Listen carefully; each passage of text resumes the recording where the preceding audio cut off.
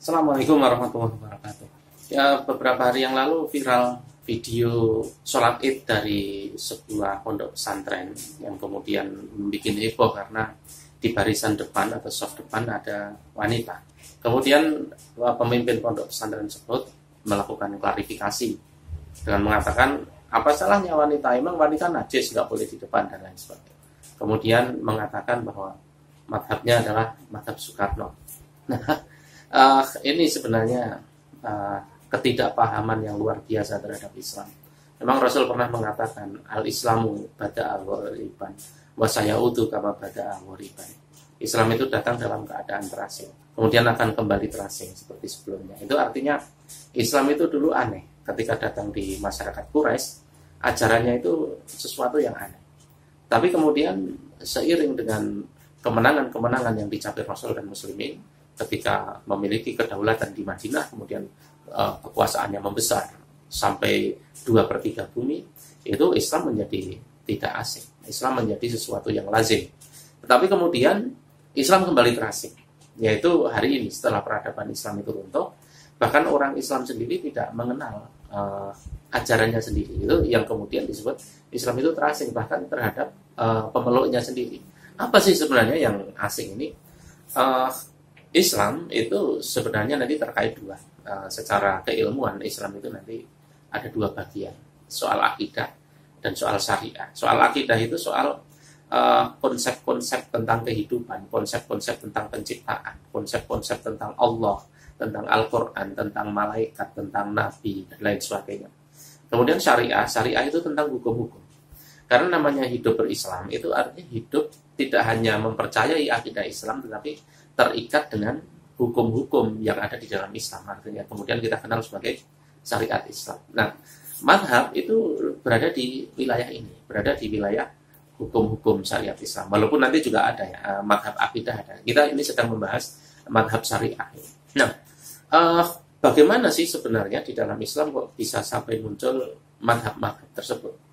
Jadi, hukum Islam yang secara teknis itu hari ini kemudian disebut sebagai fikih, itu sebenarnya diturunkan dari sumber-sumber hukum yang kemudian kita kenal Al-Quran, Sunnah, Ijma' Sahabat, dan Qiyas. Kalau Al-Quran, Sunnah jelas ya, Ijma' Sahabat, dan Qiyas nanti kita bahas. Nah, kemudian dari sumber hukum itu dirumuskan oleh orang yang memiliki ilmunya, kita mengenalnya sebagai mujtahid, kemudian mewujud di dalam fikih. Nah, dari fikih itulah sudah menjadi rinci. Nah, bagaimana dengan Al-Quran dan Sunnah? Di dalam Al-Quran dan Sunnah belum rinci. Misalnya begini, ada perintah aqimus sholah wa ita'uz zakat. Itu tegakkan sholat, tetapi tidak dirinci sholat itu rukunnya bagaimana. Bagaimana dimulai dengan takbiratul ihram sambil berniat, membaca Al-Fatihah, dan lain sebagainya. Nah, itu rukun itu didapatkan dari dalil-dalil yang lain.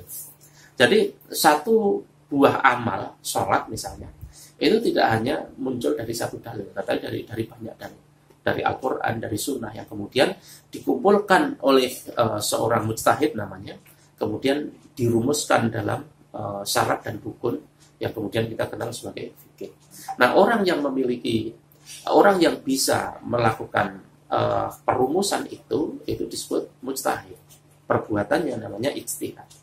Nah, ijtihad ini juga tidak sembarangan. Ijtihad itu artinya adalah memahami realitas yang akan dihukumi, kemudian meneliti dalil-dalil yang terkait dengan itu, kemudian dia harus memiliki ilmu usul fikih, ilmu metode untuk menurunkan sumber hukum tadi menjadi hukum jadi yang berupa fikih. Nah, apa sebenarnya ilmu yang wajib dimiliki oleh mujtahid? Jelas pertama ilmu alat. Ilmu alat itu ilmu bahasa Arab yang ada nahwu, shoroh, balaghah, dan lain sebagainya. Yang dengan itu seseorang bisa memahami makna teks-teks yang ada di dalam Al-Quran maupun di dalam Sunnah. Kemudian tentu saja harus memiliki ilmu tafsir Al-Quran, karena sekedar paham bahasa Arab saja tidak kemudian bisa menafsirkan apa yang ada di dalam teks tersebut. Karena nanti untuk uh, menafsir sebuah kata, sebuah kalimat itu ada kaidahnya sendiri, kaidah tafsir. Maka seorang mujtahid juga pertama harus menguasai ilmu alat bahasa Arab, kemudian menguasai tafsir. Kemudian yang wajib juga adalah menguasai ilmu hadis, karena nanti sumber hukumnya tidak hanya Al-Quran, ada hadis juga. Sementara hadis itu keilmuannya luas sekali, soal sanad, soal matan, dan lain sebagainya. Maka harus memiliki ilmu hadis juga. Kemudian yang lebih penting juga adalah ilmu usul fikih. Nah, usul fikih ini kalau di dalam ilmu-ilmu akademis yang hari ini itu kurang lebih semacam metode. Jadi ada dalil Al-Quran, Sunnah, ini termasuk ijma sahabat dan qiyas, kemudian dipahami dengan metode tafsir, terus kemudian dipahami dilengkapi dengan hadis-hadis dengan sanad dan matanya dan lain sebagainya, masuk usul fikih, kemudian bisa dirumuskan menjadi suatu produk hukum tertentu. Misalnya dalam kasus ini adalah boleh tidak seorang wanita itu berdiri dalam shaf yang sama di depan bersama dengan laki-laki. Itu hukumnya itu bukan berdasarkan pada logika bahwa apakah wanita itu najis kok nggak boleh di depan. Bukan seperti itu.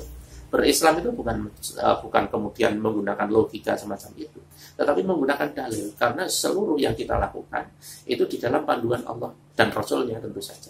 Nah, panduan Allah dan Rasulnya itu ada di mana ya? Ada di dalam Al-Quran dan Sunnah. Maka kemudian kalau kita mau menghukumi, boleh tidak seorang wanita itu berdiri dalam satu barisan di shaf depan bersama laki-laki. Itu bukan menggunakan logika, emang wanita najis, tidak boleh diajukan dengan seperti itu. Tetapi dengan mencari dalil-dalilnya, apakah memang wanita diperbolehkan di depan atau tidak. Nah, itu pun tidak bisa kita lakukan sendiri. Misalnya kita nyari dalil sendiri, terus kemudian kalau kita ini orang biasa, tidak bisa begitu. Yang bisa merumuskan adalah seorang mujtahid yang memiliki segenap kemampuan tadi.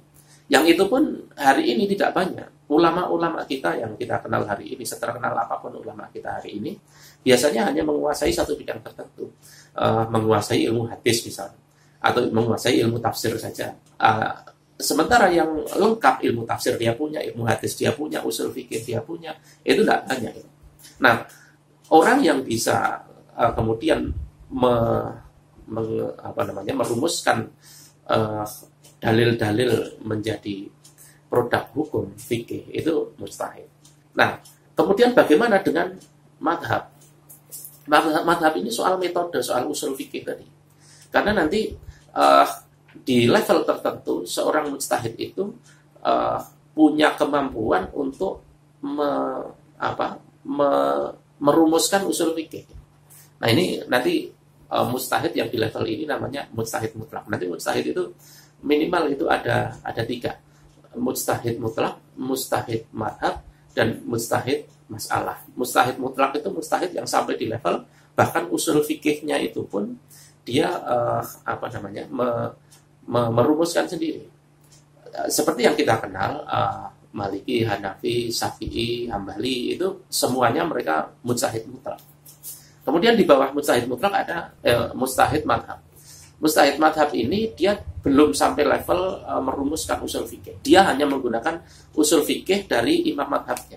Misalnya Imam Al-Mawardi menggunakan usul fikihnya Syafi'i, maka dia disebut mujtahid madhab Syafi'i.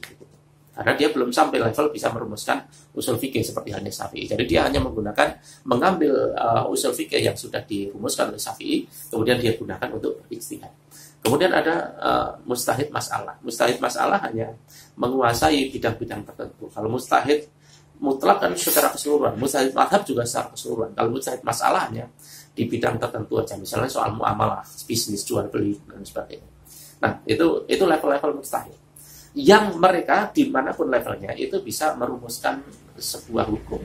Mengambil dalil, kemudian pertama melihat realita, melihat fakta, melihat dalil, kemudian menggunakan usul fikih, kemudian muncul fikih seperti yang kita kenal. Bagaimana dengan kita, orang-orang yang tidak memiliki segenap ilmu dalam berijtihad, ilmu alat aja nggak bisa, baca Arab aja brodal gradul gitu. apalagi tafsir Al-Quran, apalagi ilmu hadis, apalagi usul fikih, tidak punya. Nah, orang-orang yang tidak memiliki ini, mereka disebut muqallid, orang yang mengikuti mujtahid. Nah, muqallid ini juga ada dua macam, muqallid mutabi dan muqallid am. Muqallid mutabi itu muqallid yang mengikuti hasil ijtihad seorang mujtahid dengan melihat dalilnya, dengan melihat usul fikihnya, dengan mempelajari dulu. Sementara kalau muqallid am, itu dia nggak mempelajari apapun, pokoknya saya ikut. Saya mau madhab syafi'i, nggak tahu saya dalilnya, pokoknya saya syafi'i. Itu mujtahid, muqallid am. Kalau muqallid mutabi, dia lihat, ini dalilnya bagaimana, ini usul fikihnya seperti apa. Itu muqallid mutabi. Nah, bagaimana dengan kita hari ini? Ya kita kalau memang bukan mujtahid, ya sadar diri. Tidak usah sombong kemudian saya bisa memahami Al-Quran sendiri. Tidak mungkin, tidak sesimpel itu gitu. Kalau sebagian orang mengatakan kita tidak perlu bermadhab, ya kalau kamu seorang mujtahid, apalagi mujtahid mutlak, itu ya memang tidak bermadhab, karena kamulah nanti yang akan menjadi madhab gitu. Tapi kalau kita seperti yang saya sebutkan tadi, nggak punya ilmu untuk berijtihad, kemudian mengatakan saya tidak perlu bermadhab, loh, kamu mau memahami hukum Islam dari mana? Kamu mau memahami Al-Quran dan Sunnah menjadi hukum itu dari mana? Jadi tidak mungkin sebenarnya kalau seorang yang awam itu kemudian tidak bermadhab. Kemudian kembali ke soal pesantren Al-Zaitun tadi. Bagaimana mungkin terus kemudian dia mengatakan Soekarno itu madhabnya? Apakah benar Soekarno itu adalah seorang imam madhab? Apalagi mujtahid mutlak? Jelas sama sekali bukan. Ya kita tahu lah, Soekarno itu seorang nasionalis, seorang pemikir. Dia mengambil pemikiran dari Barat. Dia tidak menguasai usul fikih, dia tidak menguasai tafsir, dia tidak menguasai hadis. Ya dia mengeluarkan pemikiran-pemikirannya sendiri yang dia pelajari dari Barat. Nah, tidak ada hubungannya dengan madhab di dalam Islam. Kalau saya tuliskan di Instagram saya itu mengatakan Soekarno madhab saya dalam berislam, itu seperti halnya mengatakan nanas sebagai olahraga favorit saya. Tidak nyambung plus gitu. Ke Soekarno kok sebagai madhab di dalam berislam itu plus, tidak ada nyambung-nyambungnya. Karena memang Soekarno bukan madhab di dalam Islam. Jadi jangan dibayangkan madhab itu seperti selera makan, selera seni dan lain sebagainya. Tidak seperti itu. Sekali lagi, mengatakan Soekarno sebagai madhab di dalam Islam itu kebodohan yang luar biasa. Seseorang yang benar-benar tidak memahami apa itu madhab, apa itu usul fikih, apa itu fikih, dan lain sebagainya. Tentu di dalam video pendek ini saya tidak bisa menjabarkan sebegitu lengkapnya.